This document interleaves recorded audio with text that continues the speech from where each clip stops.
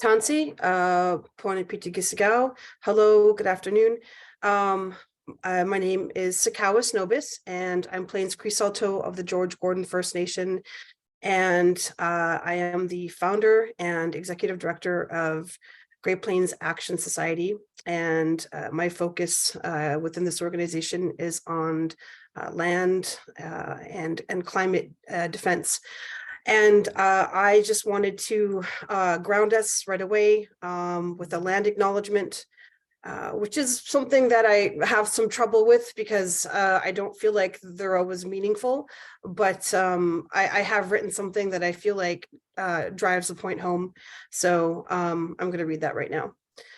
We are calling in from the homelands of First Nations people to whom we owe our commitment and dedication. The history of broken treaties and forced removal that dispossessed Indigenous peoples of their homelands was and is an act of colonization and genocide that we cannot erase. I implore everyone here to commit to understanding and addressing these injustices and work towards equity, restoration, and reparations. In the chat, there is a link that you can go to. I'm going to put it in here right now.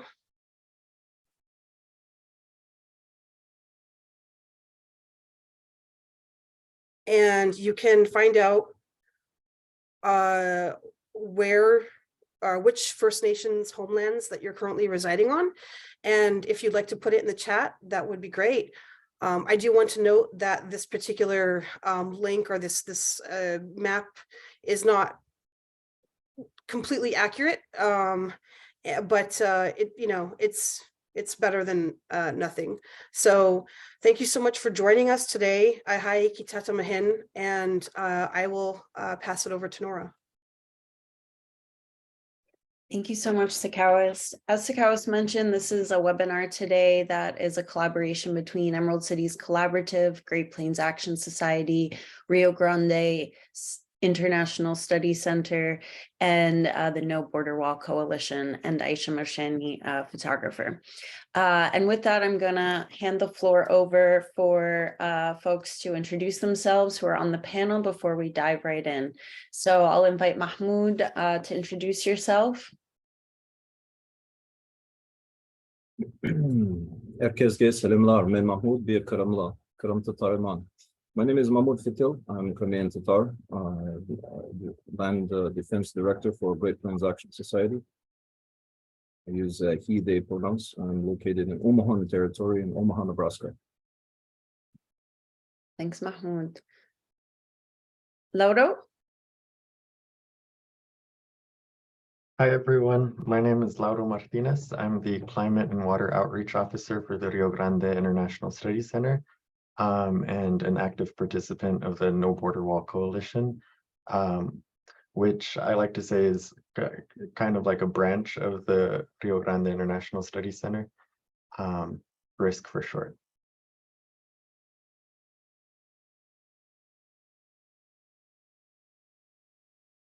Am I next? Yeah, sure. Go ahead. Hi, good evening, everyone. My name is Carlos Flores. I'm an attorney in Laredo, Texas, and I'm one of the founders of the No Border Wall Coalition in Laredo. And part of the work that I did with the No Border Wall Coalition in Laredo involved filing a lawsuit against the Trump administration to try to stop border wall construction in Laredo and Webb County. And so that's part of the work that I've done with RISC and the No Border Wall Coalition, and I'm happy to be here this evening. Thank you. Thank you. Councilmember Melissa? Hello, everyone. My name is Melissa Cigarroa, and I am a council member now for the city of Laredo, but I was also one of the founding members of the No Border Wall Coalition, and I was very happy to be one of the plaintiffs in the lawsuit against the Trump administration. And I just want to recognize that we do occupy Carrizo Come Crudo lands here in Laredo. Thank you. Aisha? Hi, I'm Aisha Mershani. I'm here as a photographer. I have been documenting the Israeli apartheid wall since 2004. And so I'm looking forward to showing those links between land dispossession abroad as well as what's happening here in the US. And I'm Nora Marzuki, I, she, her pronouns. I'm on Lene Lenape land, also known as Philadelphia, Pennsylvania. And I am the moderator for today's conversation. Sakawas, I see you dropped in the chat. Would you like to add more about your introduction?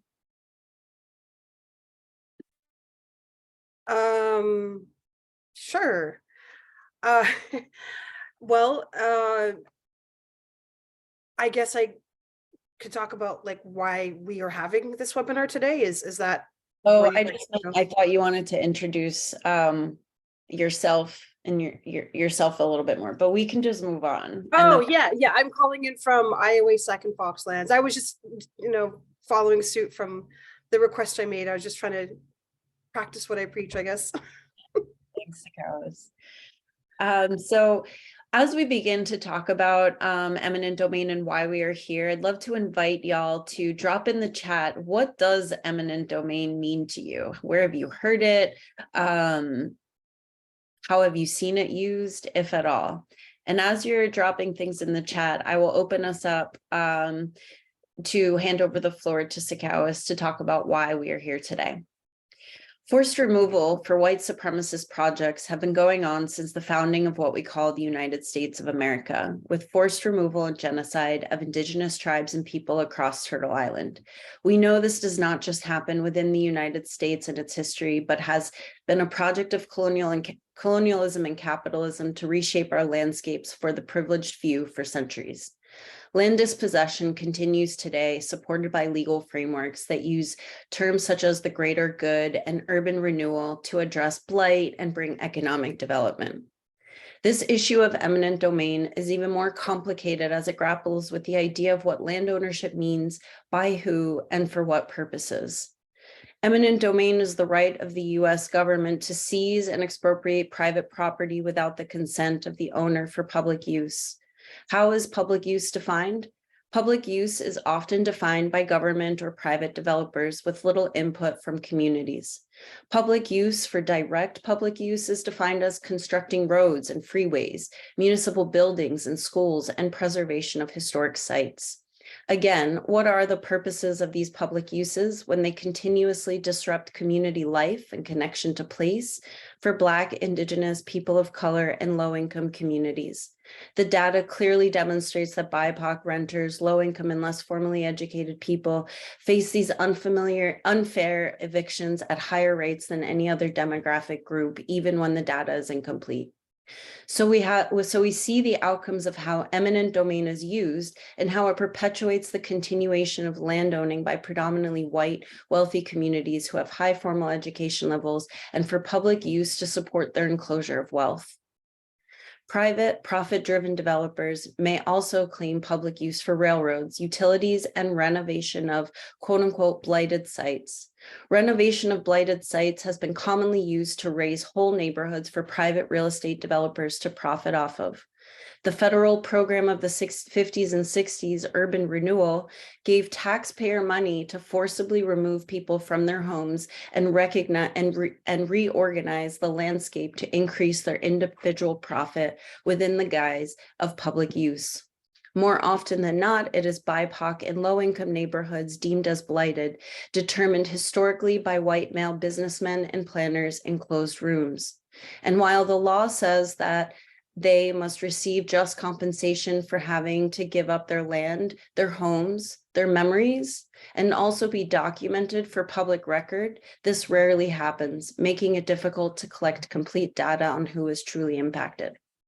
Even worse, the US Supreme Court ruled in 2005 that private property may be seized for private commercial development based on the possibility of increased tax revenue or jobs, therefore using eminent domain for quote unquote economic development purposes, which has rapidly spread the abuse of eminent domain even further. Maybe you've heard of a stadium or a convention center or even a hotel being built in neighborhoods to bring in jobs.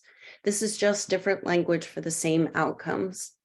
This neoliberal phenomenon of Creative destruction is based upon creating the conditions under which is necessary to destroy and rebuild. Long-time disinvestment through redlining practices have created conditions by which profit-driven entities have perpetuated gentrification. The result is social disintegration and destruction of culture, where community weak ties are broken, utilizing the concept of shock doctrine, which is ecological, cultural, spiritual purge of communities. Root shock is a term coined by Dr. Mindy Fullilove for the psychological impact of shock doctrine, the psychological impact of using eminent domain to destroy communities. It is the trauma and stress reaction to the loss of all or part of habitation, being ripped from the root, causing shock. Social systems and communities, known as weak ties, are built around place and multi-generational learning, and dispossession, land dispossession, rips that away, causing social disintegration. And it never goes away because you cannot rebuild that neighborhood or life. It causes individual and collective trauma, especially for those of us who are connected, deeply connected in community-oriented neighborhoods and communities. The destruction of culture, we can see that urban renewal practices nearly decimated jazz.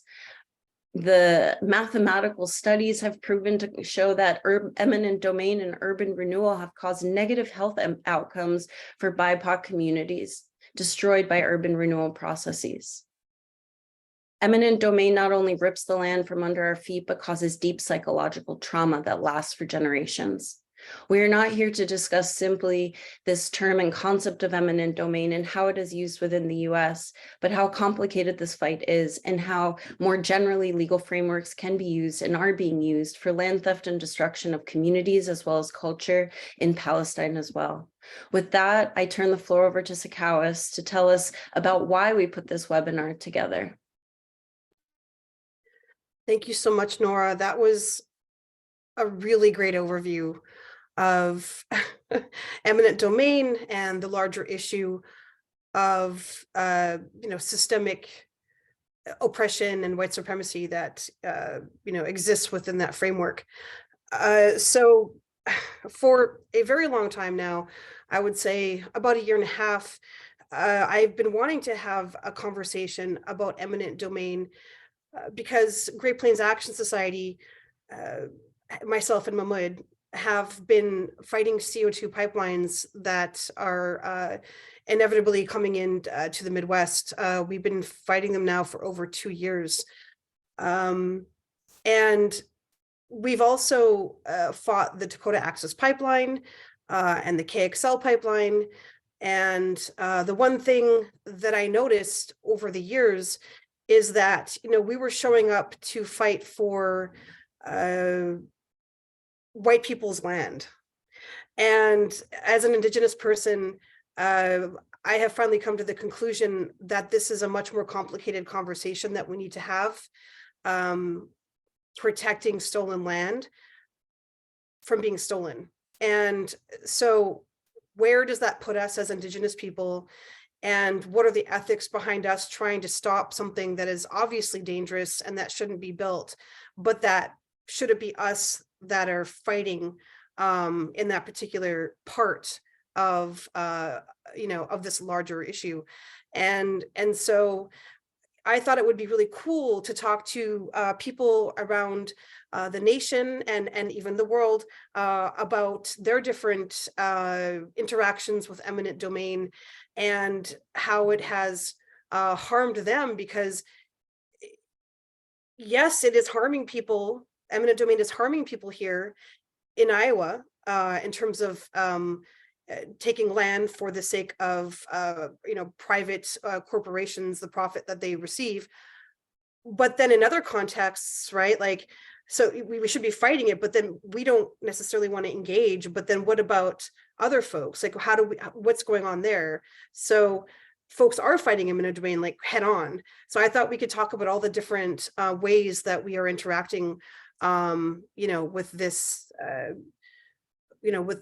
systematic oppressive piece of, I don't know, I guess you would call it like even legislation or or tool used by the government, backed by private corporations, usually to get what they want. So that's why we're here today. Thank you so much for that overview, Sakawis. I'd like to open the floor for Carlos, maybe Councilmember Melissa, to kind of provide us with some of the background and context of legal frameworks used for land dispossession and sort of the general framing and overview of this concept from a more legal perspective. And then I'd like to invite Aisha to provide some context and history of Palestine in relationship to this concept. Hi, good evening, everyone. I guess I'll start first, Melissa, and then I'll let you chime in. So my experience with the use of eminent domain it has mostly been in this border wall fight that we've had in Laredo. Just as way of background for those of you that are not familiar with the story, President Trump in, I believe it was 2019 or 2018, declared a national emergency all along the US border. And that included our community, which is Laredo, Texas. And Laredo, Texas is kind of a unique border town in that it's really been one of the safest cities, not only in Texas, but in the country, despite being across the river, across the border from one of the most dangerous cartels in all of Mexico. And our experience has been that you just really have not seen very much of the spillover to the US side, or at least in our community. And so I think for many years, different administrations had come and never had really seen Laredo as a place that would be, a place to invest that kind of money to build a border wall. And further down from where we live is known as the Rio Grande Valley, the RGV. And there, well, they already have border walls. They've had walls since, I think, Bush's administration, and then Obama added to those walls. And so we had never had that story before. And so then finally, it came, and it was like Melissa and I and several other people in our community were just like, I can't believe that they're thinking about building something here, which was really my first experience with colonialization, to be quite honest, because in my experience with colonialization was this idea that there is a national narrative that is not, that does not coincide with the reality of where I live. So the country and maybe even parts of the world are talking about my place where I live day to day in terms that are not true for where I live and my experience there.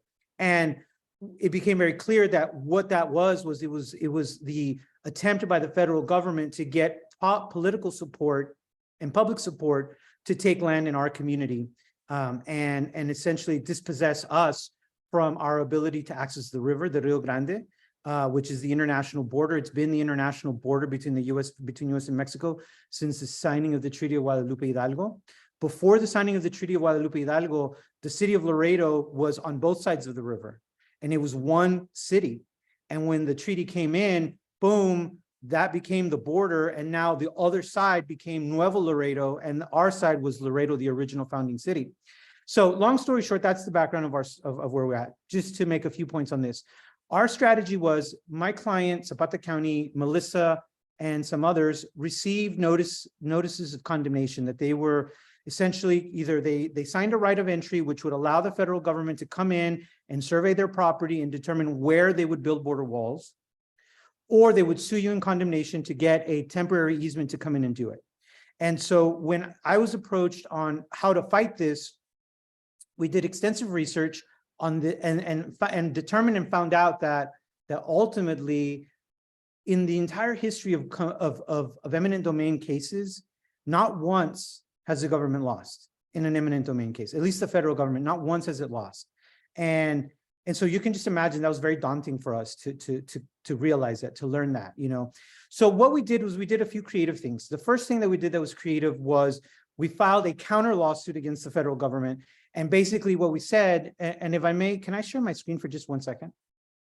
I want to just show this real quick. And let me know if I'm going into too much detail. It's Well, maybe we can talk Okay. about how you organized against this at a later question. sure, no problem. Sure. Yeah. So go ahead. Yeah. So do you want to share your screen now or later on? What I wanted to just share was this one little thing with you guys real quick. It'll take seconds. Give me 1 second here. So what we did in our case, in our countersuit, is that we took the statutes and the laws that the government was using against us to use eminent domain and to try to seize this property.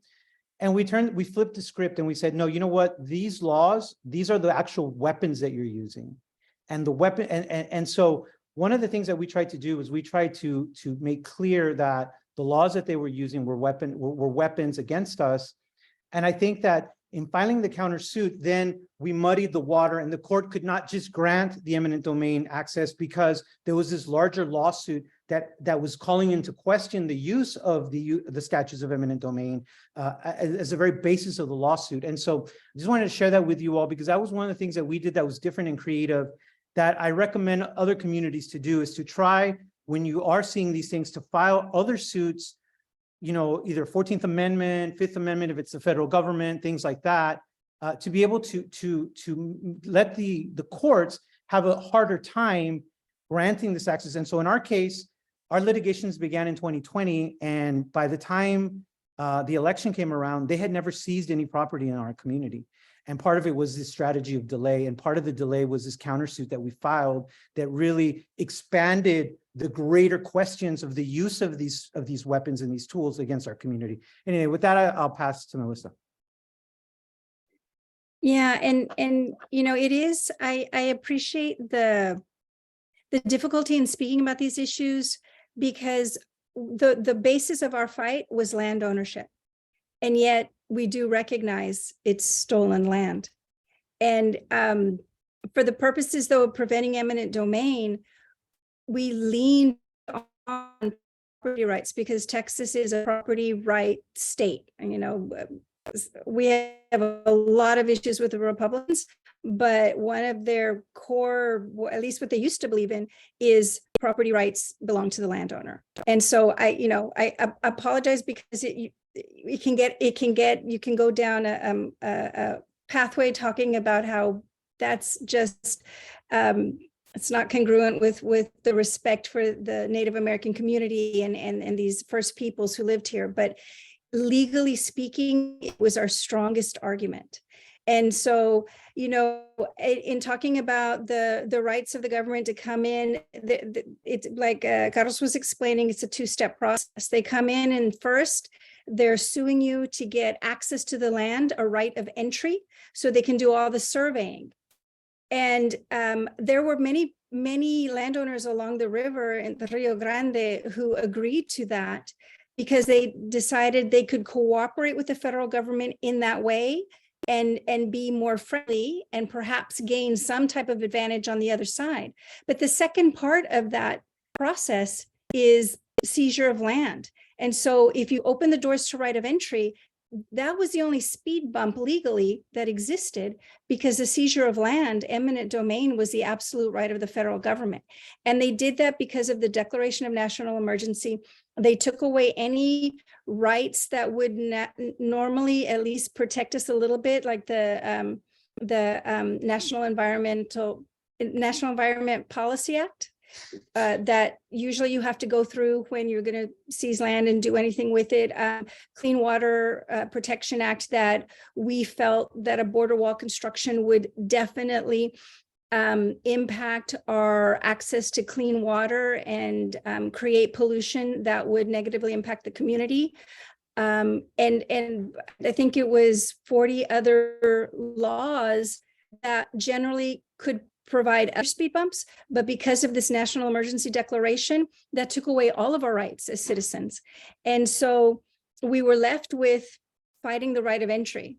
And so, you know, that was a choice that, you know, Carlos asked as representing us if we wanted to take that. So I was a private landowner and we chose to follow that path. And then we joined suit with Zapata County and a couple of other landowners to fight also the waivers of laws that should have protected us as well. So, you know, Carlos, you correct me if I'm wrong, but it was a multi-pronged effort to try to grab on to all of the rights as recognized landowners. And we were trying to use that to slow down this process of the federal government coming and seizing the land. For me, the motivation was, you know, this is my family, and I saw it very clearly as an attack on their health and welfare. And one of the reasons why I ran for city council was because our city at the time allowed the right of entry to proceed. The city of Laredo receives a lot of federal dollars because we are the largest inland port, and right now we are the largest port in the entire country. We have a lot of federal offices. The alphabet soup of federal agencies operate here because of our proximity to Mexico, because of the trade, because of the sensitive security issues that we know exist along the border. So those contracts are a lot of federal dollars here, and the city government at the time, at least what they advertised, is they didn't want to step too hard on the federal government's toes, even though every resolution passed was, we do not believe a border wall will improve our security. But I felt that the protection of this land and this environment for our future generations was so important, and I didn't hear us standing up to protect the land for our future. The environmental impacts were going to be great and horrific for us. It's our only source of drinking water. And so that was part of the reason why I decided to run for this seat. Thank you so much, Councilmember Melissa and Carlos, for providing that great context to understand Laredo. And with that, I'd like to pass the floor over to Aisha to tell us a little bit about how does this all play out in an international context in Palestine. All right, so I'm going to try to be very concise here because I'm going to have to go into history to bring us up to date to how this connects to the US, and also how Israel is doing very similar atrocities to the indigenous population in Palestine. And the connection to the US is that we are actually paying for this as US taxpayers. So roughly $25 of our taxes go to Israel to protect themselves in the name of security. Since 1946, that's been about $260 billion the US has given to Israel. So I'm going to share my screen and just show some visuals, and I'm going to talk very fast to not take up too much time. All right, I want to show the slideshow. All right, so here we are. Can you see my screen? We good? All right, so this is who I am. I'm a photographer. I'm also a professor at Gettysburg College. I have been a participant in the resistance movement against the apartheid wall that Israel started to build in 2002. So we're now at 20 years of the apartheid wall being built. It's still actively being built because of resistance on the ground. I was part of the resistance movement, and I have documented the wall as they have been building it over these 2 decades, and have photographed that. And so I'll show some of my photographs, and more importantly, some visuals in terms of land dispossession through these maps. So as we see, in 1947, the demographics were very different on the ground. In the UN plan in 1947 was splitting up the land. There's still no Palestinian state.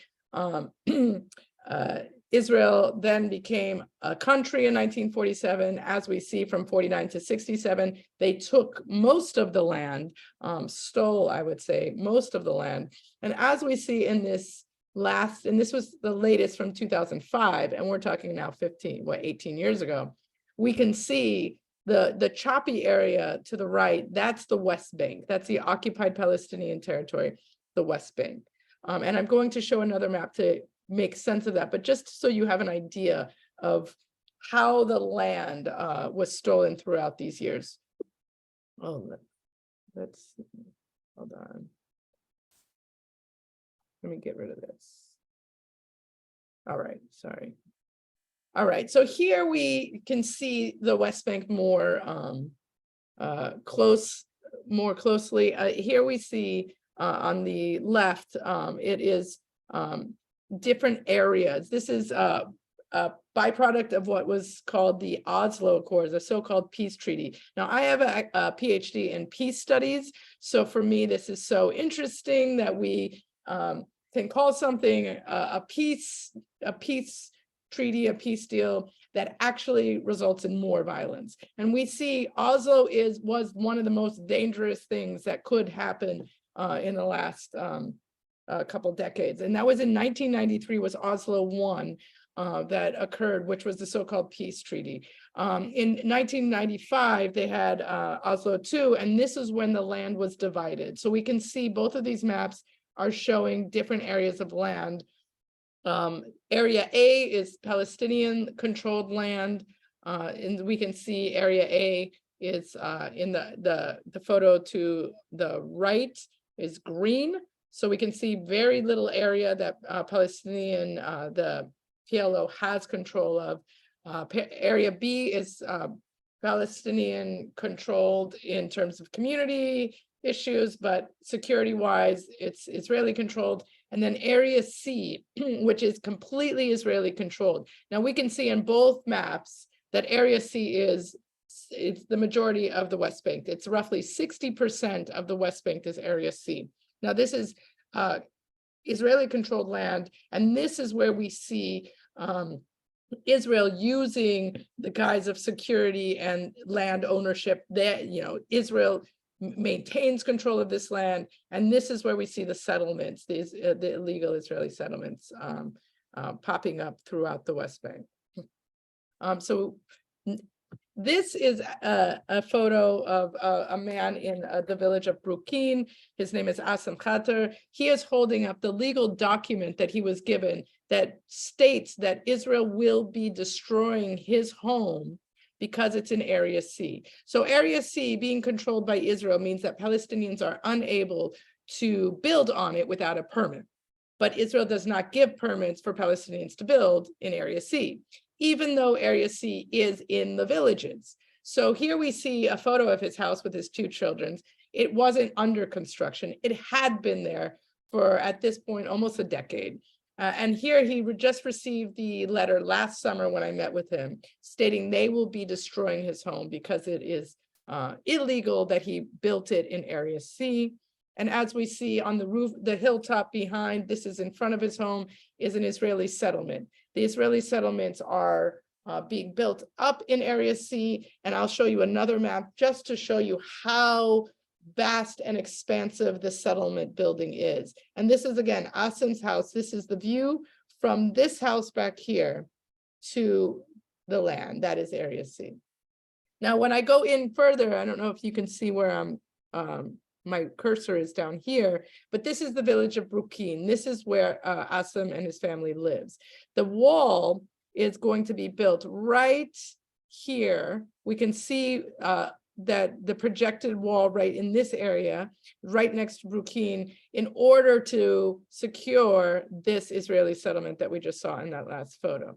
So in order to do that and create a safe, secure environment for the illegal Israeli settlers, Asim's house will be demolished. And this is a phenomenon that is happening throughout the West Bank. So the wall was projected to steal about 10% of Palestinian land. And I have a photo of that coming up. But could you respond to the question in the chat about giving a sense of scale about how big the West Bank? Sorry, I wasn't reading there. So the West Bank, well, Israel in itself is said to be about the size of New Jersey. So the West Bank is even smaller. So we're talking about a really, let me go back to the initial map. This area right here, this is the West Bank. So this is considered the size of New Jersey, the state of Israel, and here's the West Bank. So we see that Brukin is a village here. This is Area C. This is all of these dark areas are the Israeli settlements. And it's hard to tell, but this settlement right here, Ariel, is so big that they have their own university. So it's really hard to see the density also in these areas, that these are literally becoming towns where these road systems from Israel proper are bringing Israelis directly into these settlements. And these are also roads that that Palestinians are unable to access. So they're called bypass roads. And here we see the actual dispossession of Palestinian lands, the olive trees. Some of these trees, thousands of years old. I mean, we're talking an area that has a history. And so here we see the actual destruction of the land. And this is what the wall looks like winding in and out of towns and villages. On one side, Palestinians are literally imprisoned, and the other side you can see there are trees. This is near Jerusalem. And so the Jerusalem side of the wall will be built up to bring in more settlements while Palestinians are pushed deeper into the West Bank. And this is also to bring Palestinians, there's an ID system. So Palestinians who are Jerusalemites, who have access to Jerusalem, who are living in, these are suburbs basically of Jerusalem, are pushed into the West Bank and their land stolen and their trees uprooted. And then they have to make a decision to move to the Israeli side of the wall in Jerusalem in order to maintain their ID or stay in the West Bank in their house that they've lived in for, ever, in order to maintain their community. So these are tactics that Israel uses to push people away from their land. And we can just see how the wall winds in and out, and you can see the road system behind the wall that are for Israeli Jeeps. And this is just to give scale of how big the wall is, 26-foot high concrete barrier in urban settings. And so I just wanted to give some visuals to the wall and the fact that people are living behind the wall and imprisoned in that. And I know that's the shortest I've ever given any talk on Israel-Palestine, but I know there's a lot going on here. But I think it's important that we understand these links of how the walls are connected, but also how land dispossession is part of the legal system, right? So the peace process made it possible for Area C to now be completely confiscated in the name of peace. So Palestinians have no rights over that entire area, 60% of the West Bank. So if any questions, I'm just gonna stop talking and wait for that. I encourage you all to drop questions in the chat. I want to hand the floor over to Mahmoud and Sakawas to talk about what's happening in the community in Iowa and how is eminent domain being used there. Well, thank you, Nora. Yeah, so we're organizing primarily in the state of Iowa, a bit in Nebraska, South Dakota, and North Dakota as well, throughout the Great Plains region. What's happening in this community is pretty much there's a blitz going on in order to get a bunch of carbon capture and sequestration, CCS, informally known as CO2 pipelines, built out here in the region.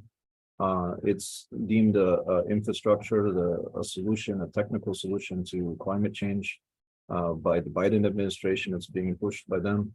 It's being pushed as part of the IRA incentives that we heard of just recently.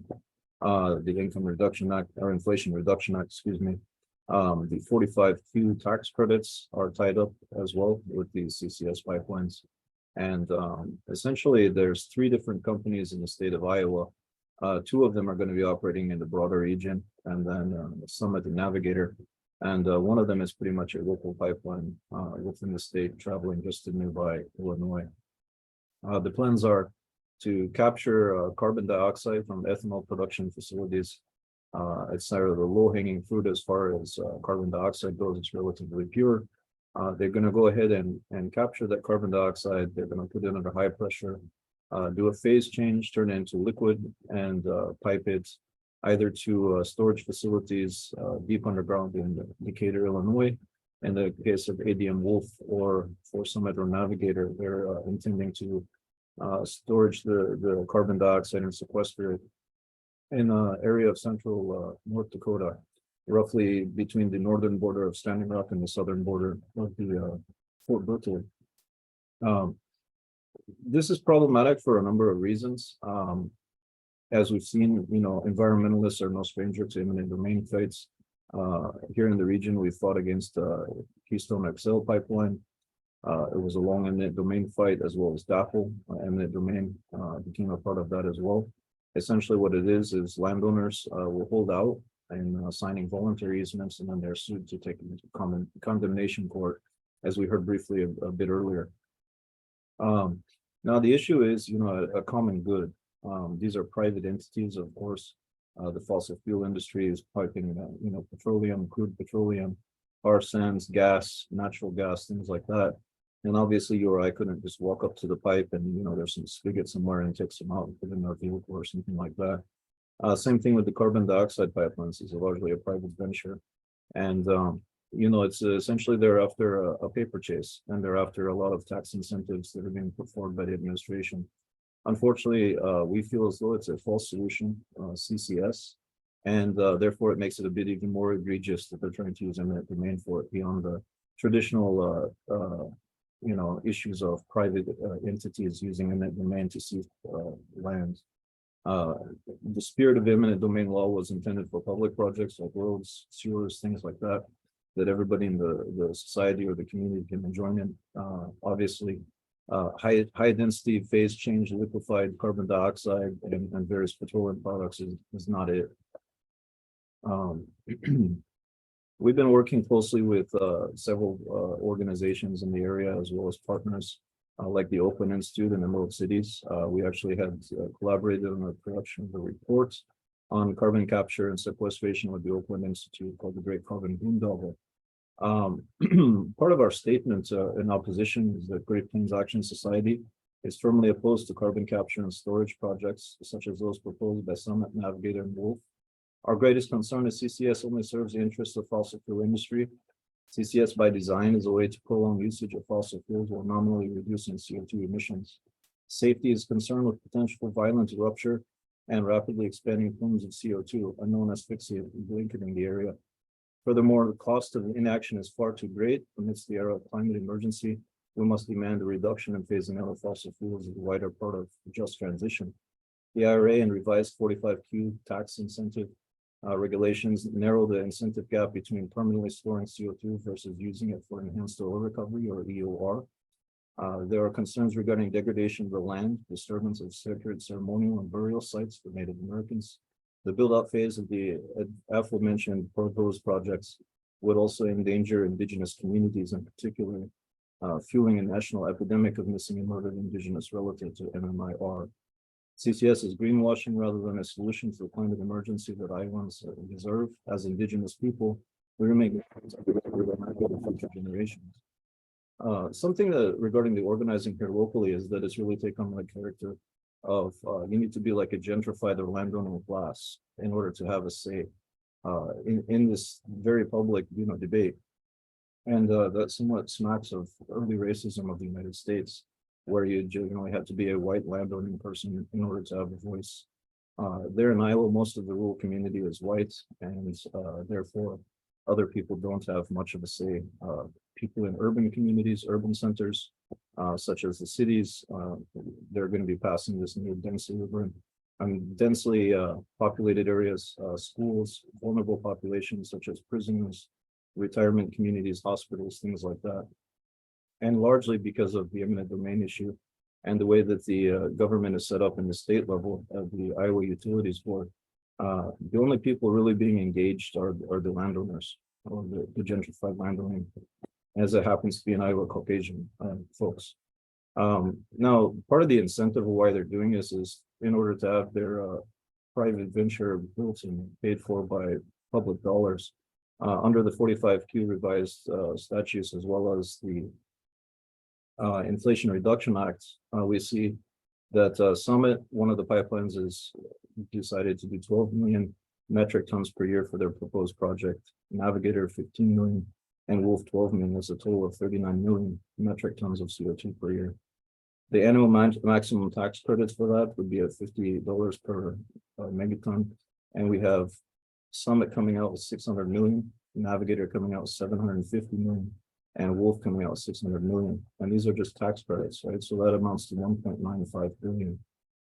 So not only are they, you know, taking people's land and seizing it for, you know, not traditionally what the spirit of the law was intended regarding eminent domain, but they're going to be building out their private infrastructure largely with taxpaying dollars, which is also problematic. There's some concern as well that, you know, there's been harassment of landowners and people that are not playing nice or not willing to give up their property. We see that people have made public statements such as good faith negotiation is not what's happening. They're exerting their will on farmers and landowners, and they're preying on elderly and widows who can't and don't know any better. We have a lot of record of people being harassed by these companies, trying to force their surveyors onto the land and so on. In South Dakota recently, they had an issue where surveying included boring down several hundred feet into the ground, as well as driving across people's crops. So it's a lot of insult to injury that we're seeing on the ground here. And without that, we'll go ahead and turn it over to Scouts. Thank you, Ahmed. That was a really good overview of what we've been dealing with here, fighting these CO2 pipelines and Apple and KXL. And so I thought that I would start my conversation with some slides. I'm going to start sort of from, I feel like I'm starting from backwards, but I think it's going to start us off on the right foot. So I'm just going to get this set up here. Give me 1 second, please. All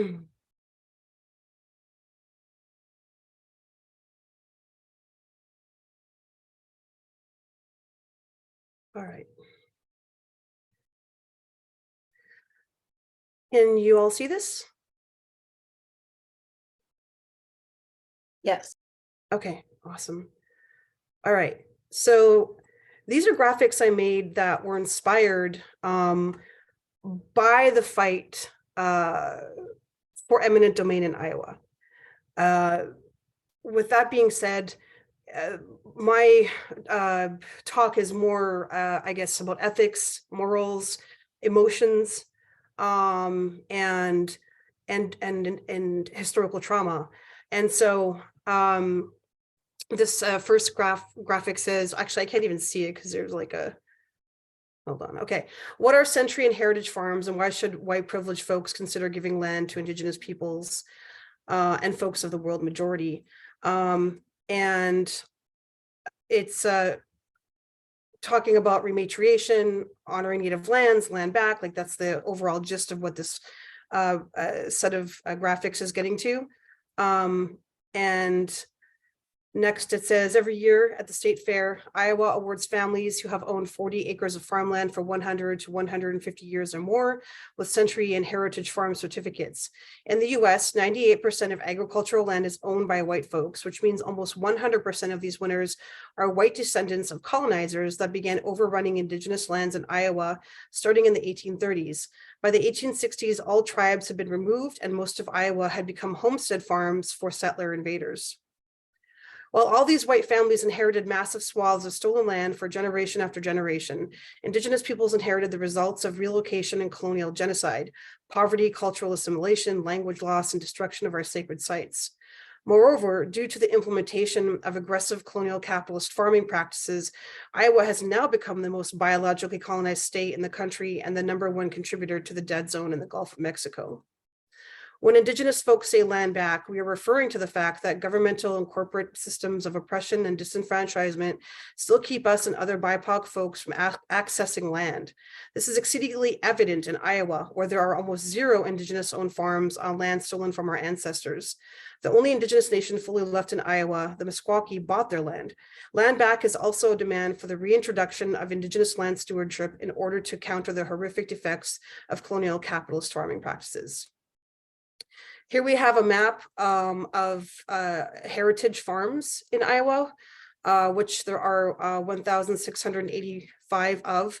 And as you can see, it gives you a really good viewpoint of manifested destiny or the doctrine of discovery or westward expansion, because the older farms are on the east side of the state. So these are the 150-year-old and more farms. And so they get less as you go west. And again, that's a lot of land because they make up at least 40 acres, at least 40. The average farm in Iowa, I think is 355 acres. So this is a picture or a map of the century farms in Iowa, of which there are 20,773 right now, I think of last year, as of last year. And they, of course, are more diffuse and they make up a lot of acres as well. The state won't tell me how many acres in total. They just will tell us that like each farm has to be a minimum of 40 acres. And the reason I wanted to start, you know, with these particular slides is I wanted to show you the faces of the people that own these lands. So these are all pictures on the Iowa Heritage and Century Farm database. And as you can see, these are just a few pictures I put up to just show you that it really is, you know, white owned here in Iowa. And Iowa, I think right now, I used to be like second or third in the nation for whitest in the nation, but now I think it's down to 7 or 8, but still very white. So that means that rural and agricultural land here is very, very white owned. And so this fight for eminent domain has really been about saving white people's land. Now, from an indigenous perspective, I think because I, you know, fought through DAPL and KXL, that like I just am tired of standing up after a white farmer goes up and says, this farm has been in my family for 150 years. And then I would go up afterwards and I'd say, yeah, this land has been in your family for 150 years. Congratulations for holding on to stolen land for that long. I mean, I didn't go that far, but I would say like your farm sits on a stratified history of indigenous, you know, colonization and genocide, and underneath that, like our culture, our history, you know, us. And I think that at this point, like since years of doing this, I just simply said, I don't think that Great Plains Action Society needs to engage in the eminent domain fight, regardless of the higher or right or altruistic reasons of like stopping the pipeline because we care about the land and the climate. I think that we can leave that to the organizations that want to engage in that, and that we also have other ways of engaging in this fight, which are many. And as Mohammed said earlier, that means engaging BIPOC populations, urban populations that are not being talked to about this issue at all. Even though, yes, I know the IUB is putting out like notices that they're having meetings where people can come and engage and talk and give their, you know, viewpoints, but that these mechanisms have never really been made to reach out to these communities in the first place. So they're most likely not going to show up, and they aren't. And so that is our goal. It really does what I've said since day one. It reminds me of when you only had a voice because you were a white landowner, or when you could vote because you were a white landowner, right? Like now it feels like a lot of these organizations as well, and like the IUB and these other entities are really only engaging people because they're landowners. But this fight goes right through cities and towns and spaces where people don't own land, and they're not getting a voice and they're not getting a choice. Also, it goes over sacred sites, it goes over, you know, stolen land. And a lot of these people that own these lands are conservative, they're Republicans, some of them are Trump people, some of them are QAnon people, and they don't want to talk about climate. They don't want to talk about ethanol being part of the problem, because these CO2 pipelines mostly are connecting to ethanol plants and perpetuating ethanol, which is supposed to be a bridge fuel and should not, because it is absolutely harming us unbelievably, and we need to get off of ethanol. We are in Iowa, ground zero for that, and really suffering. And everybody downstream in the Mississippi down into the Gulf of Mexico is feeling the effects of that. And so, like, you know, honestly, I will tell you, working with some of these organizations has been really hard. We've quit speaking to them, honestly. We no longer can work with them because they refuse to put on the lens of environmental justice first, and they're selling out their values as climate leaders, and not talking about climate, not talking about ethanol, and basically only, you know, getting into that mentality, don't tread on me, like, you know, we're going to save your land, and that's really what it's about.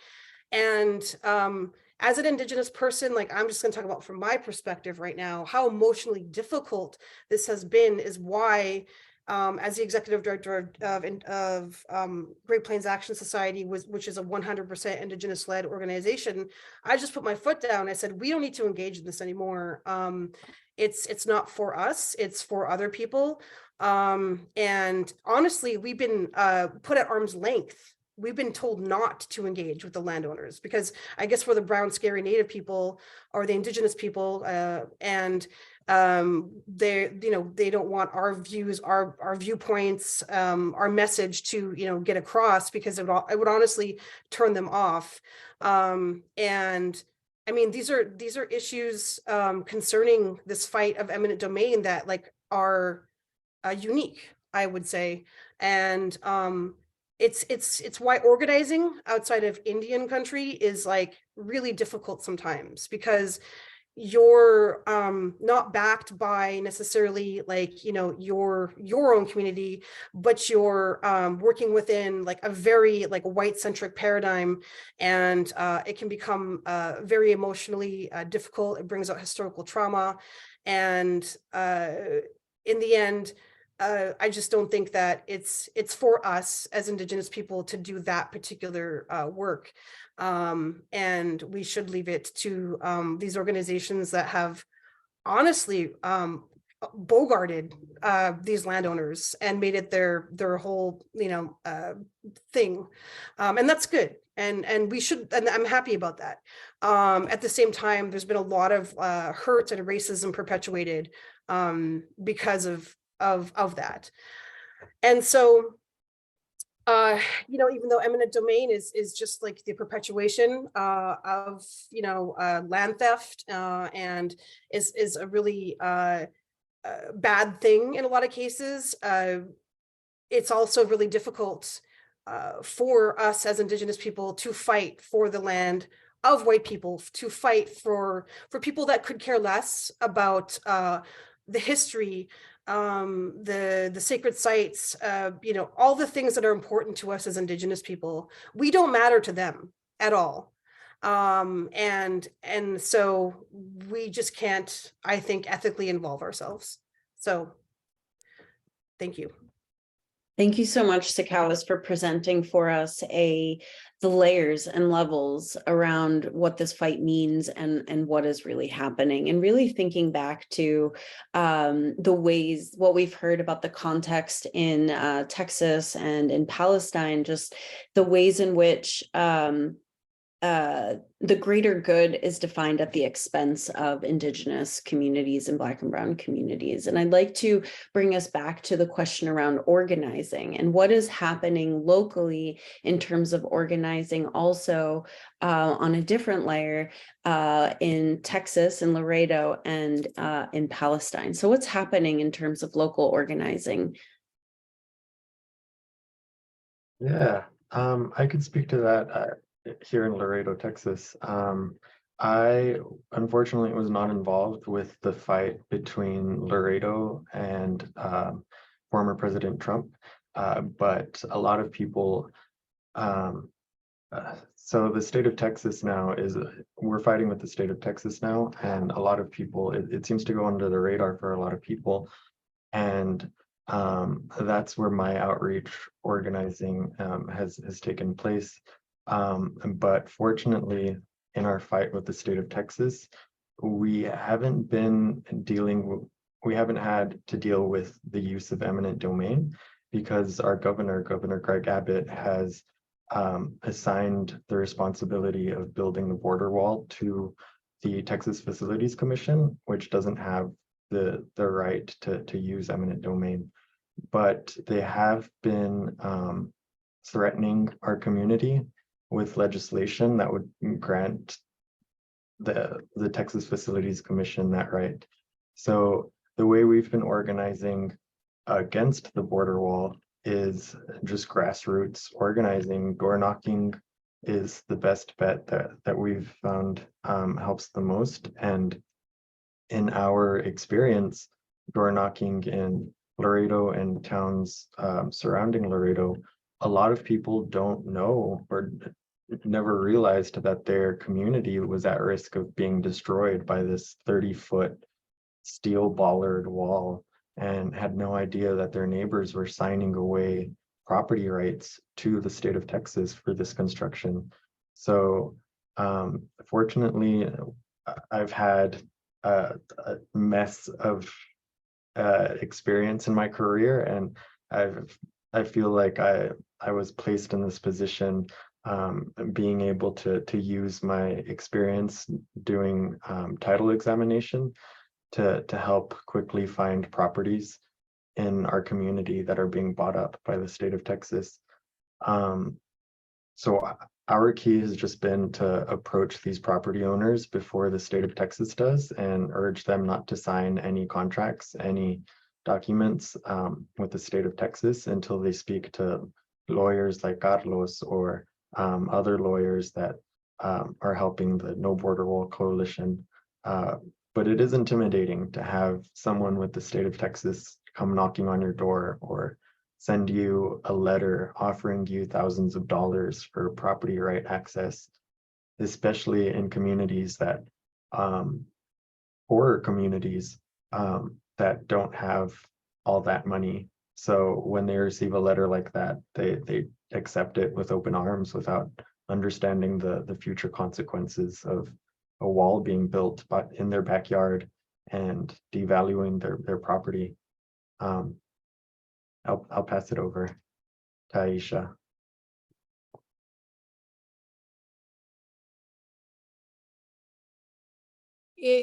When the wall was being built in 2002, Israel intended to build the wall and move on with life, and had projected it to be a very quick project. And it's still being built 20 years later. So the way that Palestinians have reacted to the wall coming up in their lands is direct action. They had a history of popular struggle, unarmed struggle against Israel, which actually brought about Oslo. That's what the peace plan, where the peace plan came from, was from the 1989 uprisings, the first Intifada. And so Oslo came as a way to respond to the Palestinian calls for freedom and dignity and their own state. As we see, Oslo was one of the worst things that could happen, because what it did is create Bantustans throughout the territory, separating people and then being able to dispossess their land easier. So what the Palestinian communities did as the wall came into their villages was resist. And this was done by marching to the site where the construction was being carried out and stopping construction with bodies. And they did so not just Palestinian villagers, but they invited international activists such as myself. This is how I became part of this movement, was protesting against the wall actively, direct action, as well as Israeli activists who were coming in illegally into areas A when they were coming into these areas, because it is illegal for Israelis to be in Area A, but Israeli activists were coming into the West Bank and protesting alongside Palestinian villagers and international activists. This is still happening today.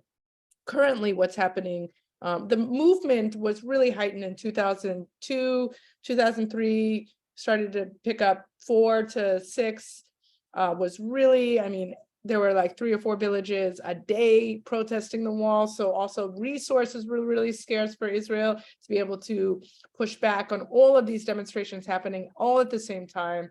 And people were really just very active against the construction of the wall. Some villages brought it to Israeli High Court, but many people said this was just a tactic to delay it because they're asking one arm to judge the other. What it did in some areas was reroute the wall very slightly. Some communities were so strong in the resistance that the wall was rerouted slightly, but overall Israel did what they wanted. They stole the land, they uprooted the trees, and they continued to build the wall. They're still building it. It has cost a lot more money than they had budgeted because it's still being built, because we as activists would not just let them do it. So there were many things happening. Currently, there's an entire area of the south of the West Bank called the South Hebron Hills. And in this area is Masafariyata. And this area is now considered a closed military zone. Israel just decided this is a closed military zone. We will use this for firing practices and to test our weapons. And so they want to dispossess everyone in that area and remove them and exile them out of that area. And so currently that is the location of the fight in terms of staying on the land. One of the conversations that we were all having in chat is water, how water is directly connected to everything that's going on here. In the West Bank, Israeli settlers have access to water all the time. I actually have photography of a line where you see the Israeli side versus the Palestinian side. Literally, you can see the green, luscious grass and agricultural area. And then right next to it, desert, desolate, because Palestinians do not have access to the water. So even though the aquifers are under Palestinian communities, the access to it goes to Israel, and Palestinians have to purchase their water from Israel. Also, one of the people in the chat said something about wells being poisoned. This is also a tactic by Israeli settlers to poison Palestinian water by way of their wells, to make it undrinkable, and to just terrorize the people.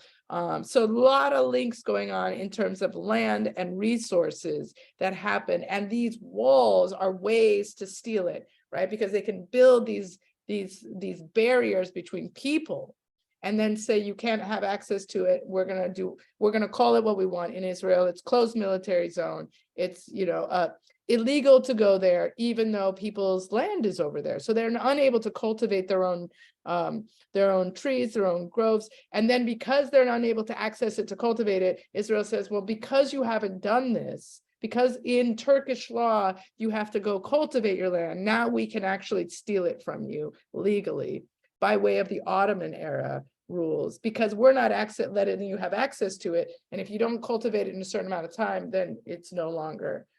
There's all these little details that Israel is using in order to basically steal the land, continue to build Israeli settlements, steal the resources of the water, and really just try to push the indigenous Palestinian people out by way of not being able to exist in this environment. So we're seeing this a lot. But I think the most powerful thing is that we're 20 years on with the wall and they're still building it. And it's costing a lot of money. And then there are areas of the wall where they built in 2002 that are breaking. So then they have to go and fix that area. So the resistance, the direct action, the people power has really, really made an impact in at least putting pressure and delaying what Israel thought it could do very quickly. So I think that's something really important to see, these links between these communities. Absolutely. And the importance of solidarity networks in being there as local organizers are fighting against this state violence that is perpetuated by global capital, right? It is 8:17, so I'd love to invite our speakers today to give some final comments. We'll start off with Great Plains Action Society, some final comments on to wrap things up tonight.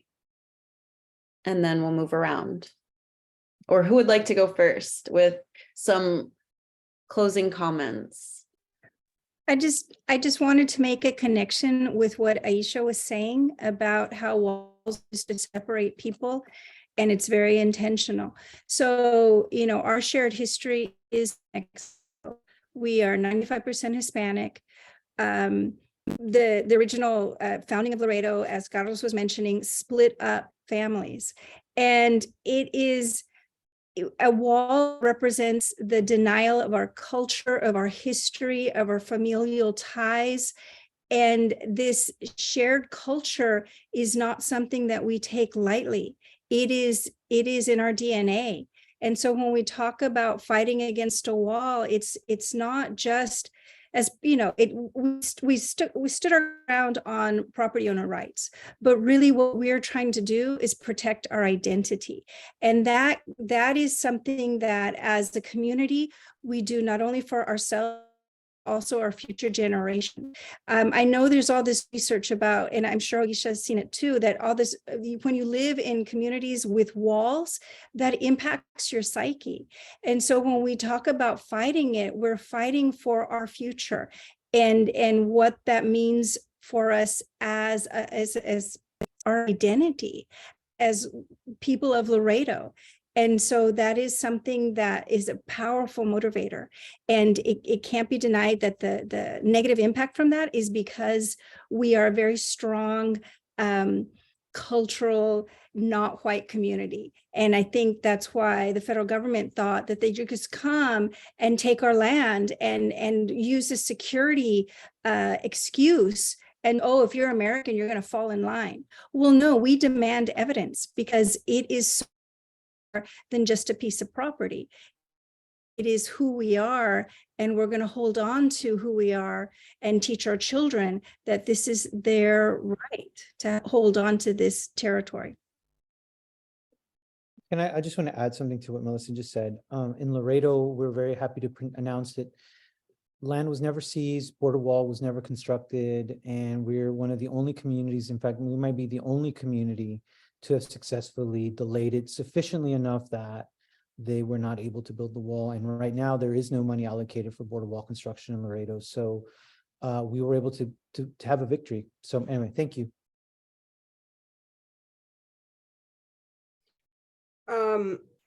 I think that I want people to try and imagine being an Indigenous person and going to a rally or a webinar or some kind of event or teach-in and talk about saving the land of white folks that have owned stolen land, for, over a century or whatever, or however long. I just really want people to imagine how traumatic that can be and why this is difficult work for us.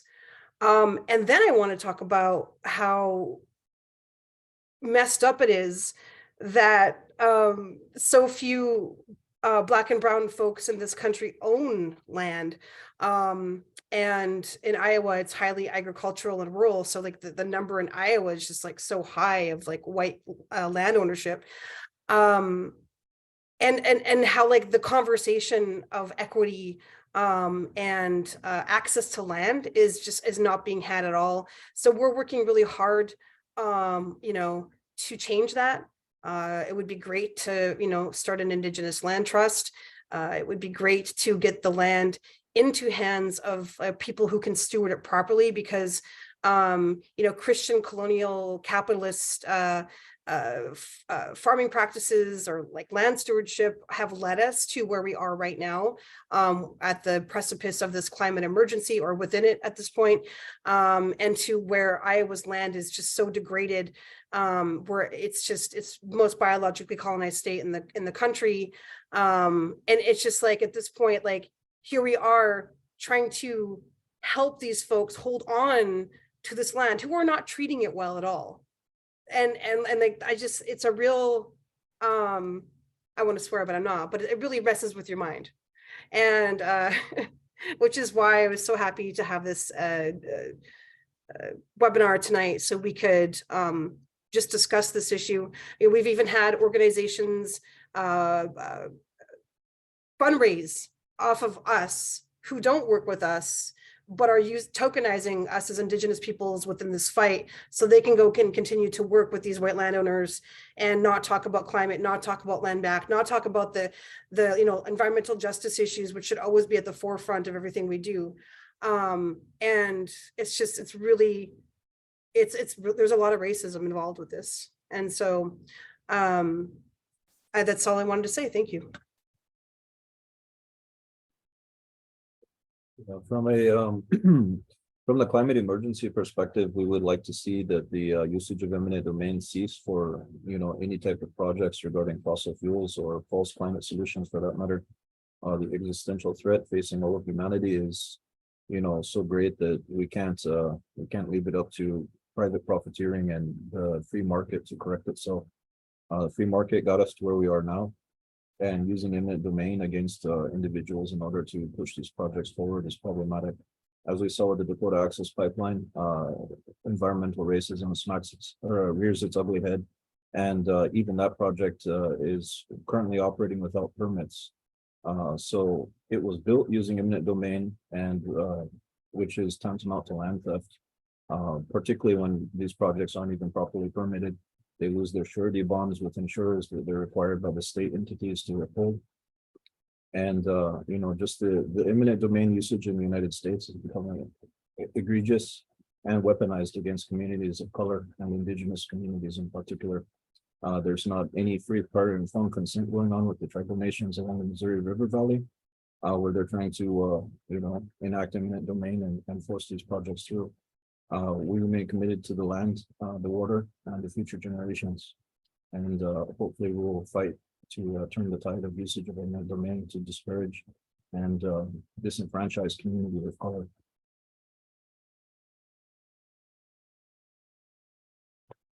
Thank you, Mahmoud. Aisha, do you have any final comments you'd like to make? You know, I'm really just feel very honored to have been invited to talk on this with this group. So thank you all for educating me. I think for me, I think what's really, really important is that we are communities. We exist all over the world that have similar themes of state violence. And together we are more people. And there is really power in the masses. So I really hope to see more of this and more connections and more solidarity.